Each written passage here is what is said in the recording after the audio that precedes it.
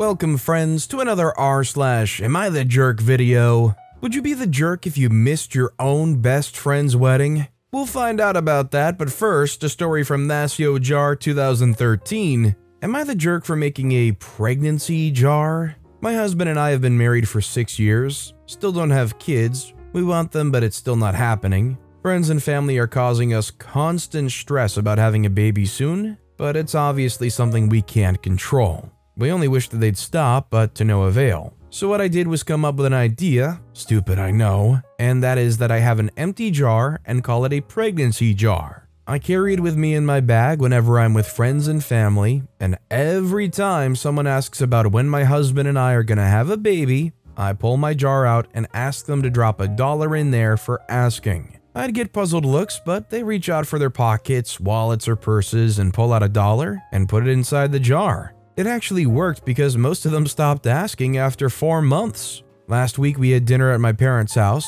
My brother came back from his business trip that lasted a month. And while we were eating, he asked when me and my husband were going to have a kid. My husband paused. I got up from the chair and made my way to where my brother was sitting with my jar in my hand and asked him to drop $1 for the question he asked. He stared at me and then laughed nervously, asking if I was being serious.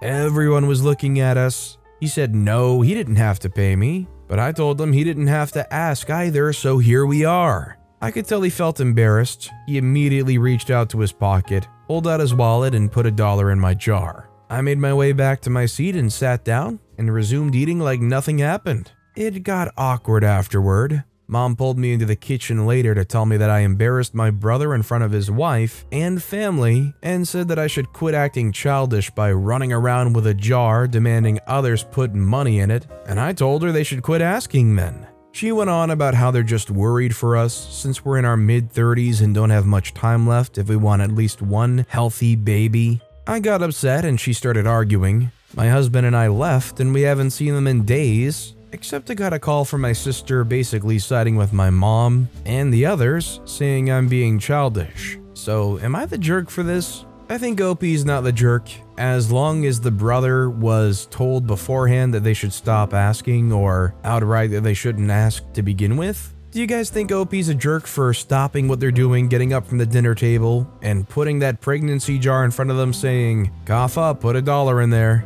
Let me know what you guys think in the comments. Our next story is from Adventurous U644. Would I be the jerk if I cancel my daughter's celebratory trip because I need to be somewhere else? I've always promised my daughter that after her final exam results, UK, kids are on their last week, she can finally travel alone and take a holiday with her friends before uni.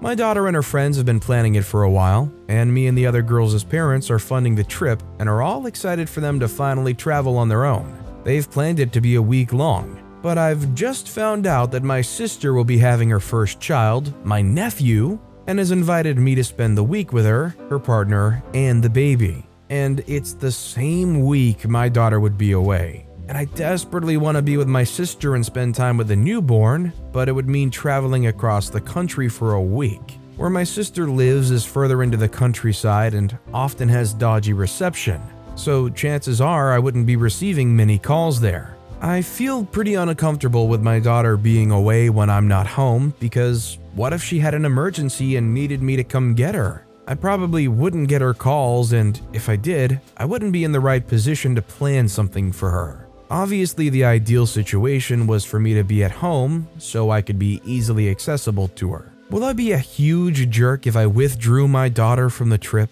She's been looking forward to it for years, but my nephew will only be a newborn once, and my daughter has her whole life to travel. Would I be the jerk? I'm very stressed out about this, but I'm pretty sure of my decision to withdraw her. Just want to make sure I won't hurt her. Frankly, I think OP would be a huge jerk if they withdrew their daughter over something that they wanted to do. And frankly, I think there's not enough trust being put in the daughter here. The whole plan here was for them to travel alone and take a holiday with their friends. So obviously you just need to plan for possible emergencies, calling the right authorities, and just let them live their life. Before uni, they're 18 years old, right? Bottom line, the whole thing is something that OP wants to do. And if OP feels uncomfortable with their daughter being away when they're not home, then rather cancel the trip that they've been looking forward to for years just so you could go visit your nephew, you can stay at home so you don't have to worry. And lastly, yes, OP's right that they can travel anytime, but they only got one chance to have that pre-uni trip with their friends. That's a one-time thing, right? Our next story is from Throwaway 81374959932. Am I the jerk for being upset about the birthday gifts I got for my kids and husband? I feel guilty for being upset about this, but being raised by a narcissist, I tend to feel guilty about all my feelings, so I'm here to ask for Reddit's opinion. Today's my birthday. I don't typically expect a whole lot. We have a tradition where the birthday person gets to pick the day's activities and dinner and one gift from each family member. I love this. For my birthday, I chose to spend the weekend at our cottage and dinner out at a local pub-type place. Yesterday, I had to pack everything and clean the house before we left. Apparently, I was also expected to remember and pack my own gifts, which was admittedly annoying. I woke up this morning, and after a couple of hours, I had to remind my husband and kids, 7 and 12, that it was my birthday. They responded not with a happy birthday, but a, "Yeah, we know," while my husband laid there on his phone. In my opinion, he shouldn't have not only said happy birthday himself, but I feel like it was his responsibility to correct the crappy attitude of the kids.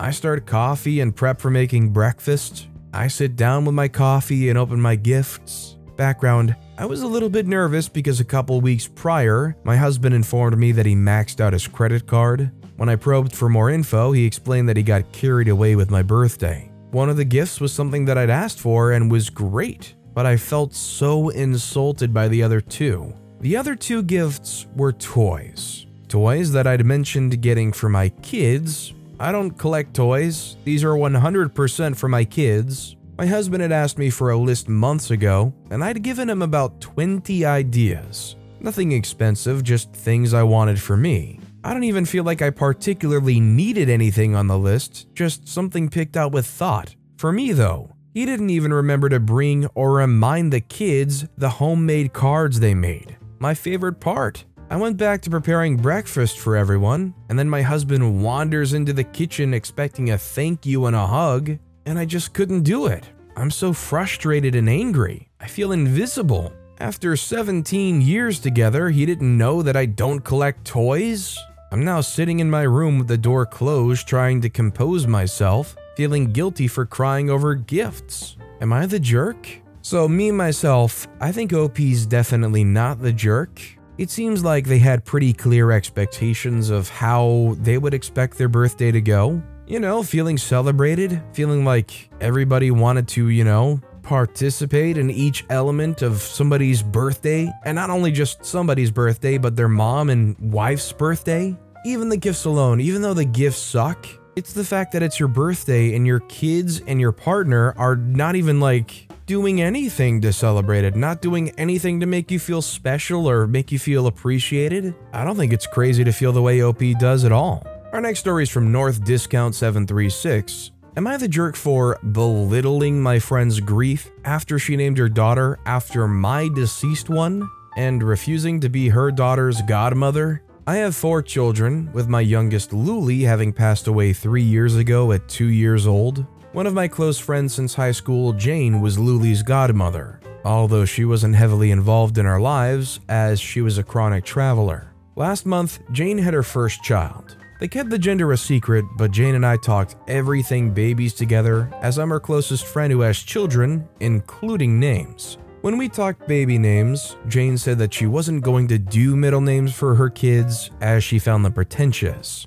During this time, Jane asked if I would be her kid's godmother, and I said yes. When her baby was born, her partner sent me a text letting me know that they were both healthy and the baby was a girl. The next day, Jane posted a baby reveal on Facebook and revealed the name of her baby, whose middle name was Luli. I was obviously in shock as Jane had never mentioned giving her daughter a middle name, let alone the same name as my kid. Then on Instagram, she posted the typical baby reveal photo, holding her baby's hand with the caption Luli with a white heart. This was honestly too much for me, so I turned off my phone. Nearly 2 weeks later, Jane reached out to my husband and asked if I was alright as she wasn't able to get in touch with me, and asked me to come by and meet her daughter. I almost didn't, but decided that maybe there was some explanation and agreed to come over. When Jane asked if I wanted to come over, she asked if I wanted to come over to meet Luli. We made small talk, and when she put her daughter down for a nap,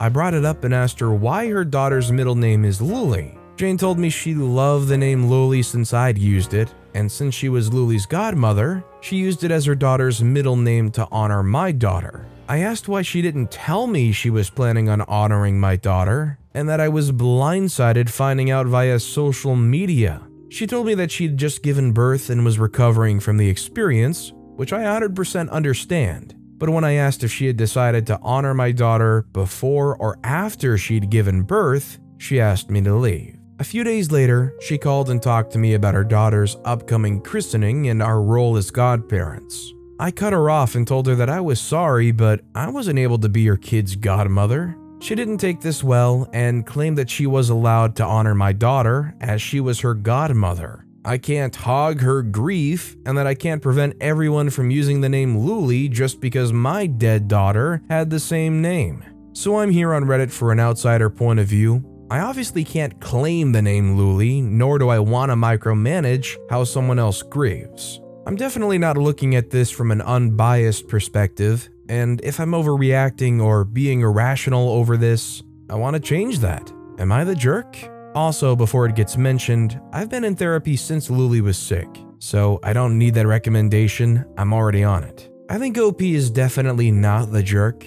I think the idea behind this was kind of wholesome, but it was done in such a terrible way. If you're going to do that, you've got to get clearance. You can't just go and do it yourself and act like you're being super honoring and stuff. It's just, you stand more to desecrate rather than honor, and then also not only just using that name as a middle name, but using it in the captions and like just calling them that name over and over without even getting permission. It's just like, it almost comes off as replacing and not honoring. I think OP's definitely not the jerk. By the way, if you're enjoying these stories, make sure to hit those like and subscribe buttons down below. If you do so, you won't miss any of my daily videos. And each video has some awesome stories, like our next one from No Journalist 801. Am I the jerk for telling my friend group about another friend's kinks so they would also stop being friends with him? A little backstory, this friend in reference, let's call him Paul, has been my 26-year-old female roommate for a little over a year.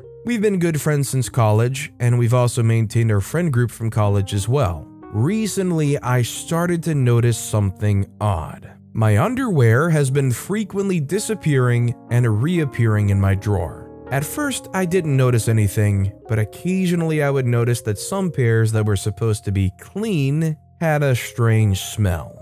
I started to get really suspicious after a while, especially after I brought it up to Paul, and he just shrugged me off at first, but I started getting really weird vibes, and after some arguing back and forth, Paul finally admitted very reluctantly to the truth. Apparently, Paul has been stealing my underwear, wearing them, and putting them back in the drawer, with what I'm assuming is the hope that I end up wearing them too. When I found this out, my skin crawled. I'm honestly a very open-minded person, and I wouldn't have a problem with Paul wearing women's underwear if they weren't mine.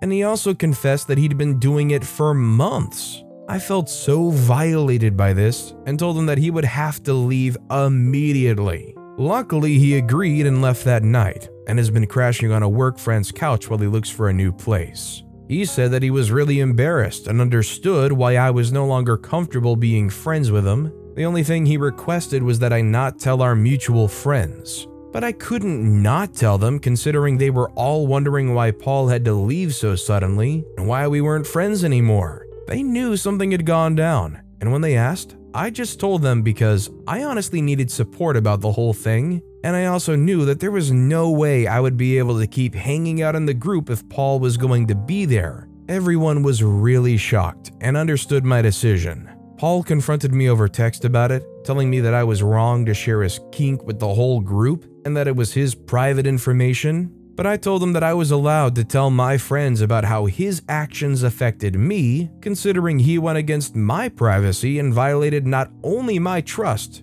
but also my person. I think OP is definitely, without a shadow of a doubt, no way the jerk in this story. OP is so far away from being a jerk it's not even funny. I think at like the very core of this, sure, you could say it's a preference kink type thing, but this is so much more than that. This is like full-blown harassment, assault, whatever you want to call it. It's so much more than just a preference thing. That dude deserved to get kicked out of that friend group because honestly, it's borderline monster, creeper, disgusting. You could really add a lot of labels, but you get the idea type territory.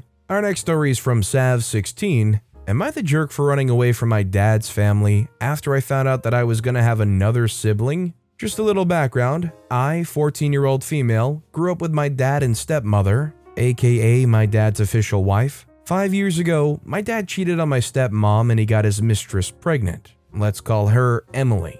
I left both my dad and Emily since I knew that I'd be taking care of the baby. I was 9 at that time. As far as I remembered, my dad barely spoke to me and gave me a monthly allowance, which is why I moved in with my grandma, mom's mother. Last year, he texted me and insisted that I move back in with them, so I decided to give it a go. I wanted to be involved in my stepsister's life as well since I thought that it would be great. But oh boy, I was so wrong. For the next few months I lived there, it was a nightmare. Dad expected me to clean the house every day while taking care of my sister. P.S. I have online classes and need to answer my modules to pass it on time. My schedule was to get up at 8 in the morning and babysit my sister the whole day.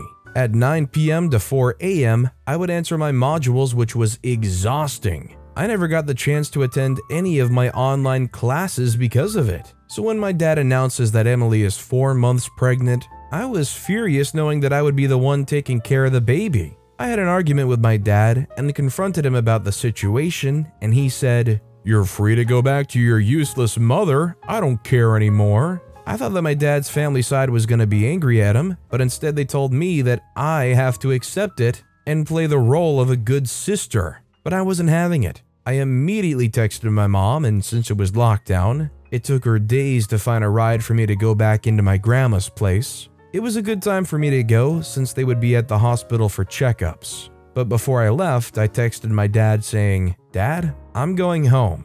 And at 11 p.m., I received a message from my dad saying how Emily nearly died last night, and he left my sister in the house for 3 hours thinking I was there. But I couldn't care less anymore. We don't talk anymore, but I'm starting to question myself. Was I in the wrong? I think OP's definitely not the jerk. It's a difficult situation, and it probably does weigh on you for, like, leaving and knowing that it's gonna be harder on those kids in that situation. But in no way should OP be responsible for raising those kids and taking care of their house on top of doing their schoolwork at 14 years old. It's nice that OP has a place to go to where they can just focus on their schooling and hopefully still being a kid like they are. This next story is written by Throwawade. Am I the jerk for turning my sister-in-law into a housewife? I, 29-year-old female, lived alone in my own apartment for a while. This was until my older brother, 33-year-old male, and his wife moved in with me about a year ago, after my brother ran into financial troubles. I happily let them move in with me, thinking it would give them a chance to get back on their feet. This is not what ended up happening. My brother would wake up way past noon every single day and would spend all day watching football with his feet up on the sofa. My sister-in-law would also wake up way past noon, spend about half the day getting ready, and then either sitting on the sofa with her husband and browsing her phone for the whole day, or going out with her friends. For the first few weeks, I wasn't too annoyed, but this went on for months. They weren't exactly paying me rent, and considering that the whole reason they're staying with me is financial trouble, I never expected money from them. But my issue was that they didn't seem to be making an effort to get back on their feet. For example, getting jobs or looking for apartments. It seemed as though they saw my living space as a permanent solution as opposed to a temporary one. I spoke to my brother about it a couple times and tried to, as subtly as I possibly could, ask if he planned on getting a job anytime soon. And his answer was always vague and dismissive, "I'm working on it," etc. This is the part of the story where I may be the jerk, and why I'm asking this on here. Considering it's been over a year since they moved in,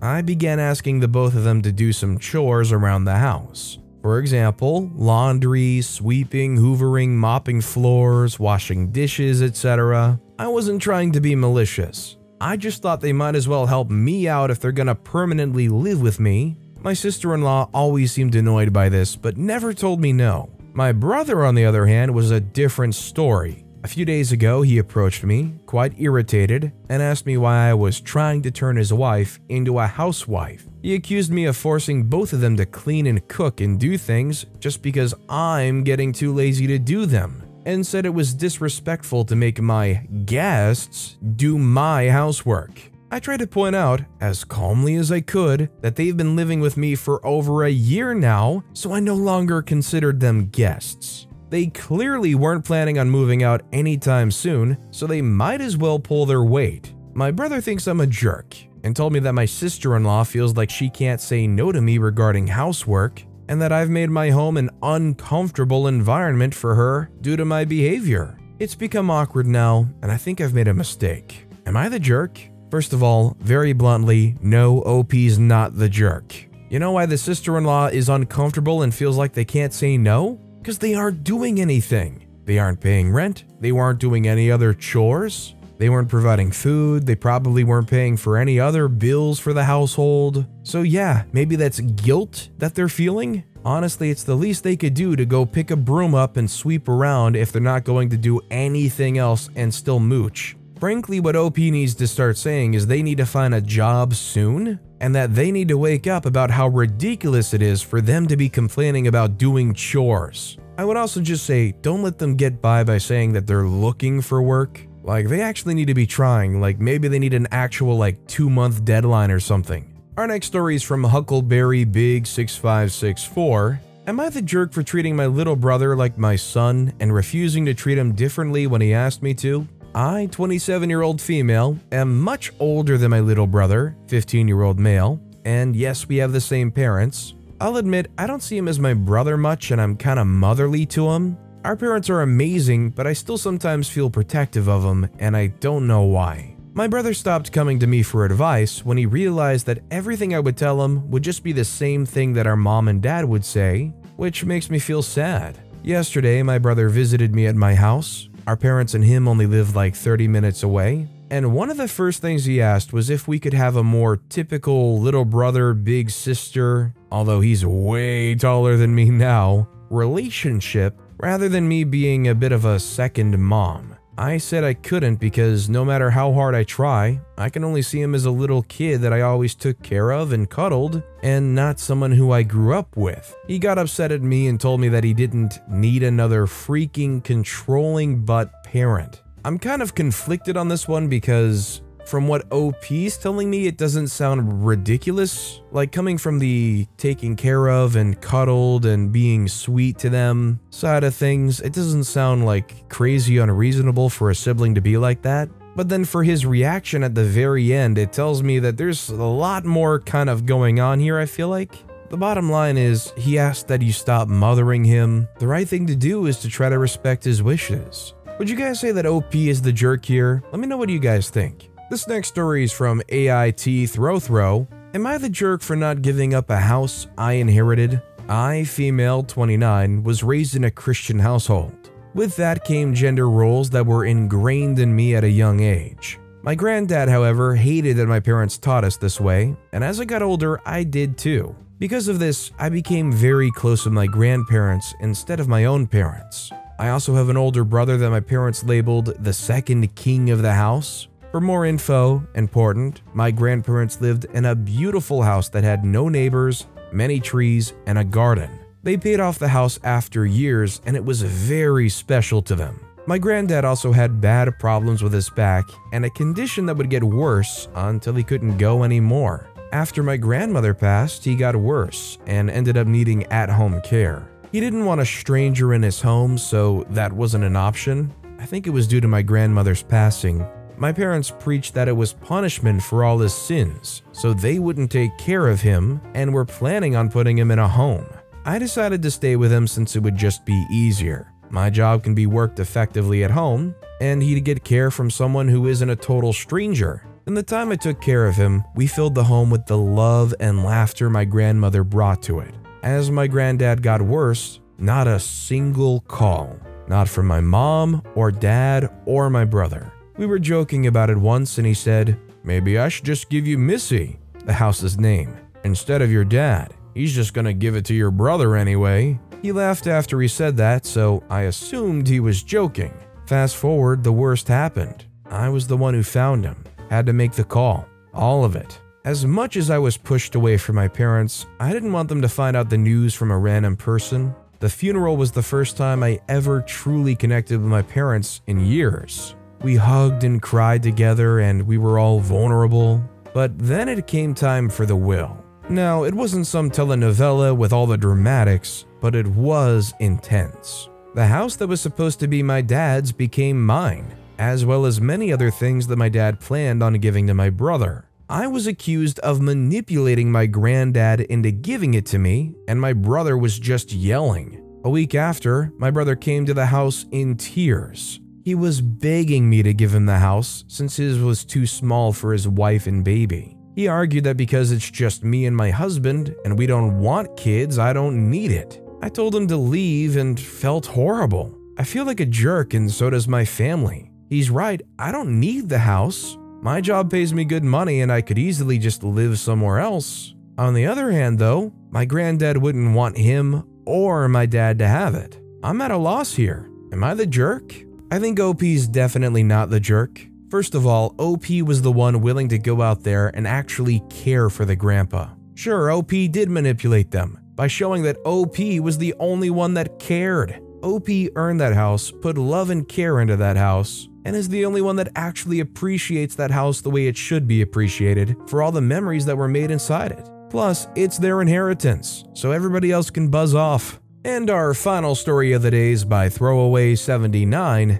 Am I the jerk for skipping my best friend's wedding just because? I'm 31-year-old female and a hermit. I have exactly 2 friends, and I talk to them and my family mostly online, meeting them only every now and then. I don't have social anxiety or anything, but people drain me so much I can barely function by the end of a workday. Just extremely introverted, I guess. I don't do social gatherings, and people who met me know this. Friend 1 got married last year. I showed up for the ceremony, dropped off my gift, and left before the reception even started. She thanked me for showing up at all. Barely an hour into the reception of my own brother's wedding, he told me that I'm free to go home now. He's surprised I lasted this long. The issue, friend 2 is getting married next year, and she's planning a destination wedding. I'd like to make this clear. There's just no universe in which I'm flying 6 hours only to spend a weekend socializing with people I don't even know. I told friend 2 that I'll follow the ceremony online and give them my present after they return. She got upset and is currently giving me the "I'm not mad, I'm disappointed" routine. She said she's upset because I'm prioritizing my own comfort over her feelings. I told her she's right, and that I'll always put my comfort level above other people's feelings, hence the number of friends I have, and that she knew this very well from the start. Does that make me a crappy friend? Probably, yes. Was one of the first things I said to her, "We can be friends, but don't expect me to go to your wedding"? Also, yes. I do care about her feelings, and I did not mean to hurt her, but I also feel like she set us both up for failure with her expectations. Like, she doesn't know one of the reasons I don't do people is because I'm allergic to such expectations. On the other hand, I guess it's not unreasonable to expect your best friend to attend your wedding. So there's that. Am I the jerk? I think what I'm really struggling here to understand is what kind of a friendship relationship do they have? Like, I guess you can have a good friendship just by talking online, but I don't know, just to me it seems like it feels like a weak excuse, but like it seems pretty darn consistent with OP's character. And beyond that, the friends choosing a destination wedding, I think that alone comes with a huge caveat of a number of people probably not being able to show up, let alone whether it's for comfort or not. I think OP's not the jerk because I feel like they have a clear expectation of what the friendship and relationship is like, and just because the friend expects or wants more doesn't necessarily make OP a jerk for turning that down. What do you guys think? Is OP the jerk in this situation? But with that being said, that's all the time we have for today. So of all these stories that I've read for you today, which one was your personal favorite and why? Let me know in the comments down below. If you haven't yet, if you could like and subscribe, that would mean a lot to me. Whatever you do, whether it's liking, subscribing, turning notifications on, all of it helps grow this channel and I appreciate the heck out of it. So until next time, I'll see you all tomorrow with some more stories.